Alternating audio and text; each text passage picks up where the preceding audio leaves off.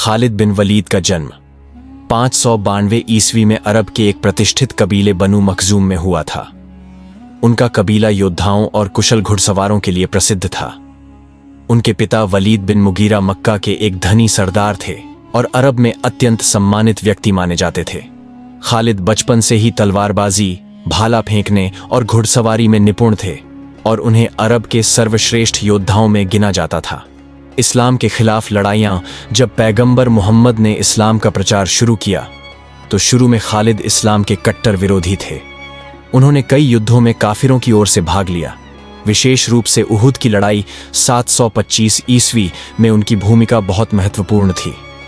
इस युद्ध में उनकी युद्ध रणनीति के कारण मुस्लिम सेना को भारी नुकसान उठाना पड़ा और यहीं से उनकी असाधारण सैन्य क्षमता सबके सामने आई। इस्लाम स्वीकार करना, इस्लाम के खिलाफ कई युद्धों में भाग लेने के बाद खालिद को यह महसूस हुआ कि पैगंबर मोहम्मद का संदेश सत्य है। अंततः 729 ईस्वी में उन्होंने अपने भाई के साथ मदीना जाकर इस्लाम स्वीकार कर लिया। पैगंबर मोहम्मद ने उन्हें सैफुल्लाह, अल्लाह की तलवार की उपाधि दी। मुसलमानों की पहली सैन्य जीतें इस्लाम स्वीकार करने के बाद खालिद की पहली लड़ाई मूता की लड़ाई 729 ईस्वी थी। इस युद्ध में 3 महान मुस्लिम सेनापति हजरत जैद बिन हारिसा, हजरत जाफर तैयार और हजरत अब्दुल्लाह बिन रवाहा शहीद हो गए और मुसलमानों की हार लगभग तय हो चुकी थी। लेकिन खालिद ने अपनी कुशल युद्ध नीति से सेना को पराजय से बचाया और शत्रु को परास्त कर दिया। फारस और रोम के खिलाफ विजय अभियान खालिद बिन वलीद ने पैगंबर मोहम्मद और खलीफाओं के शासनकाल में कई महत्वपूर्ण युद्ध लड़े और हर बार जीत हासिल की। हजरत उमर फारूक के खलीफा बनने के बाद कुछ लोगों को यह चिंता थी कि खालिद बिन वलीद की अपार लोकप्रियता के कारण लोग उन्हें जरूरत से ज्यादा सम्मान देने लगे हैं। इसलिए हजरत उमर ने उन्हें सेनापति पद से हटा दिया।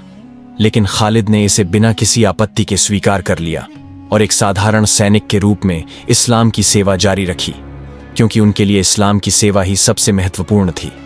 अंतिम दिन और निधन खालिद बिन वलीद ने अपने जीवन में 100 से अधिक युद्ध लड़े, लेकिन अफसोस की बात है कि उन्हें कभी शहादत नसीब नहीं हुई। जब वे बीमार होकर मृत्युशैया पर पहुंचे तो दुख के साथ बोले, मैंने अपनी पूरी जिंदगी युद्ध के मैदान में बिताई। मेरा शरीर तलवारों, भालों और तीरों के घावों से भरा हुआ है, लेकिन अफसोस, मैं बिस्तर पर मर रहा हूं। यह अल्लाह की मर्जी थी कि मुझे शहीद की मौत न मिले। 642 ईस्वी में 50 वर्ष की आयु में खालिद बिन वलीद का निधन हो गया। उनकी मृत्यु पर हजरत उमर ने कहा, औरतें अब कभी खालिद जैसा सेनापति पैदा नहीं करेंगी। निष्कर्ष, खालिद बिन वलीद की जिंदगी हमें यह सिखाती है कि एक सच्चा मुसलमान केवल अल्लाह की खुशी के लिए लड़ता है, न कि अपनी खुद की प्रसिद्धि के लिए। उन्होंने युद्ध नीति, वीरता और ईमान की ताकत का जो उदाहरण पेश किया, वह आज भी सेनाओं के लिए एक प्रेरणा है। वह योद्धा जिसने कभी एक भी युद्ध नहीं हारा, वह सेनापति जिसने कभी दुश्मन के सामने सिर नहीं झुकाया।